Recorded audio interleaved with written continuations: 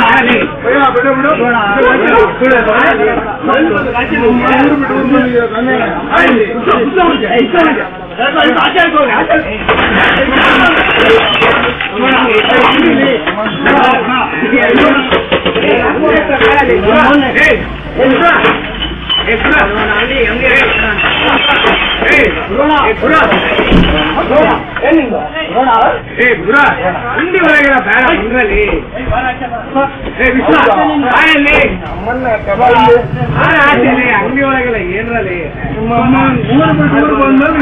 ಸುಡ್ಕೊಂಡಿರ್ಬೇಕು.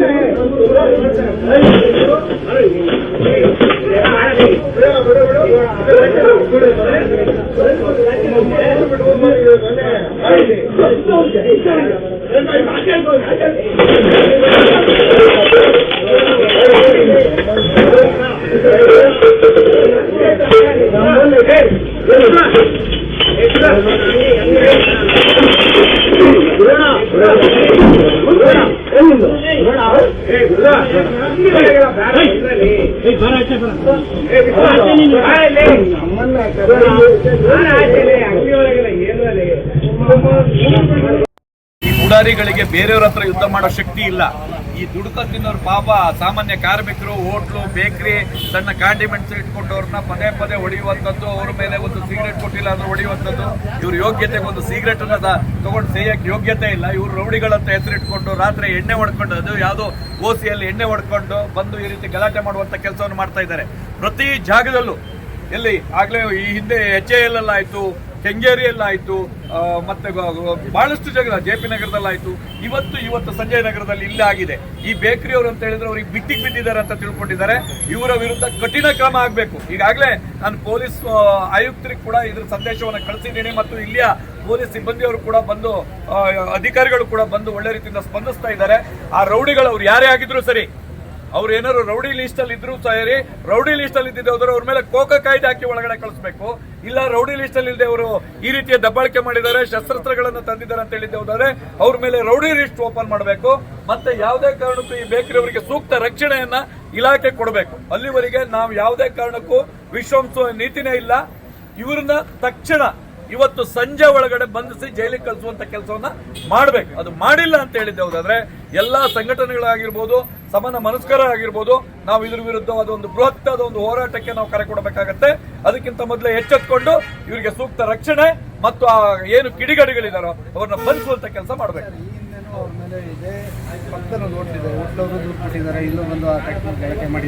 ನೋಡಿ, ಅವತ್ತ ಪಕ್ಕದ ಹೋಟ್ಲವರಿಗೆ ಮೇಲೆ ಗಲಾಟೆ ಮಾಡಿದಾಗ ಇಲಾಖೆ ಸೂಕ್ತ ರೀತಿಯಲ್ಲಿ ಅವ್ರೇನ್ ಕಂಪ್ಲೇಂಟ್ ಕೊಟ್ಟಿದ್ರೋ ಇಲ್ಲೋ ನನಗೆ ಗೊತ್ತಿಲ್ಲ. ಅಕಸ್ಮಾತ್ ಕಂಪ್ಲೇಂಟ್ ಕೊಟ್ಟಿದ್ದೇ ಹೌದಾದ್ರೆ ಸೂಕ್ತ ರೀತಿಯಲ್ಲಿ ಅವರ ಮೇಲೆ ಕೇಸ್ ದೂರು ದಾಖಲು ಮಾಡಿ ಅವ್ರನ್ನ ಒಳಗಡೆ ಹಾಕಿದ್ದೆ ಹೌದಾದ್ರೆ ಖಂಡಿತವಾಗಿ ಅವರು ಇವತ್ತು ಈ ಕೆಲಸ ಮಾಡುವಂತ ಧೈರ್ಯ ಮಾಡ್ತಿರ್ಲಿಲ್ಲ. ಇಲ್ಲಿ ಅಧಿಕಾರಿಗಳ ವೈಫಲ್ಯತೆ ಕಾಣ್ತಾ ಇದೆ, ಪೊಲೀಸ್ ಠಾಣೆಯ ವೈಫಲ್ಯತೆ ಕಾಣ್ತಾ ಇದೆ.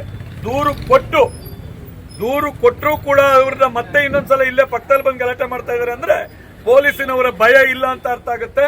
ಈ ವಿಷಯನ್ನ ಇವತ್ತು ಸಂಜೆ ಒಳಗೆ ಬಂಧನ ಆಗಿಲ್ಲ ಅಂತ ಹೇಳಿದ್ದೆ ಹೋದರೆ ಇವತ್ತು ಸಂಜೆ ನಗರ ಪೊಲೀಸ್ ಆಯುಕ್ತರನ್ನ ಭೇಟಿ ಆಗ್ತಾ ಇದ್ದೇವೆ.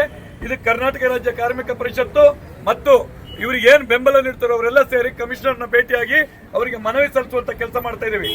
ಎರಡೆರಡು ಬಾರಿ ಒಂದೇ ಜಾಗದಲ್ಲಿ ಮಾಡ್ತಾ ಇದ್ದಾರೆ ಅಂತ ಹೇಳಿದ್ದೆ ಹೋದಾದ್ರೆ ಅವರಿಗೆ ಪೊಲೀಸ್ ಇಲಾಖೆಯ ಭಯ ಇಲ್ಲ.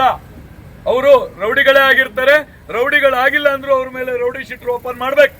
ರೌಡಿ ಶೀಟರ್ ಆಗಿದ್ದೆ ಹೋದ್ರೆ ಕೋಕಾ ಕಾಯ್ದೆ ಅಡಿ ಬಂಧನ ಮಾಡ್ಬೇಕು. ಅವ್ರನ್ನ ಪರ್ಮನೆಂಟ್ ಜೈಲಿಗೆ ಕಳಿಸುವಂತ ಕೆಲಸ ಮಾಡಬೇಕು. ಅಲ್ಲಿವರೆಗೆ ಯಾವ ಕಾರಣಕ್ಕೂ ಬಿಡಲ್ಲ. ಯಾಕಂದ್ರೆ ಪಾಪ ಅವರು ಸಿಂಗಲ್ ಪೇರೆಂಟ್ ಇದ್ದಾರೆ. ಅವರು ಇವತ್ತು ಕಂಪ್ಲೇಂಟ್ ಕೊಡ್ಲಿಕ್ಕೆ ಭಯ ಬೀಳ್ತಾ ಇದ್ದಾರೆ. ಕಂಪ್ಲೇಂಟ್ ಕೊಟ್ಟಿಲ್ಲ ಅಥವಾ ನಮ್ಮಲ್ಲಿ ಕಂಪ್ಲೇಂಟ್ ಇಲ್ಲ ಅಂತ ಸಬೂಬು ಹೇಳ್ದೇನೆ ಸುಮೋಟೋ ಕೇಸಿನಡಿ, ವೈಯಕ್ತಿಕವಾಗಿ ಸುಮೋಟೋ ಕೇಸಿನಡಿ ದೂರು ದಾಖಲು ಮಾಡಿ ಅವ್ರನ್ನ ಜೈಲಿಗಟ್ಟುವಂತ ಕೆಲಸ ಮಾಡಬೇಕು. ಅಲ್ಲಿವರೆಗೆ ನಾವು ಯಾವುದೇ ಕಾರಣಕ್ಕೂ ಇದೇನಾದ್ರೂ ಈ ಕೆಲಸ ಸಂಜೆ ಒಳಗಡೆ ಅವ್ರನ್ನ ಬಂಧನ ಆಗಿಲ್ಲ ಅಂತ ಹೇಳಿದ್ದು ಹೋದ್ರೆ ನಗರ ಪೊಲೀಸ್ ಆಯುಕ್ತರನ್ನ ನಾವು ಭೇಟಿ ಆಗ್ತೇವೆ. ಏನು ಅವರು ನೆಕ್ಸ್ಟ್ ಅವ್ರು ಏನ್ ತೀರ್ಮಾನ ತಗೊಳ್ತಾರೆ ಅದಕ್ಕೆ ಬದ್ರಿ.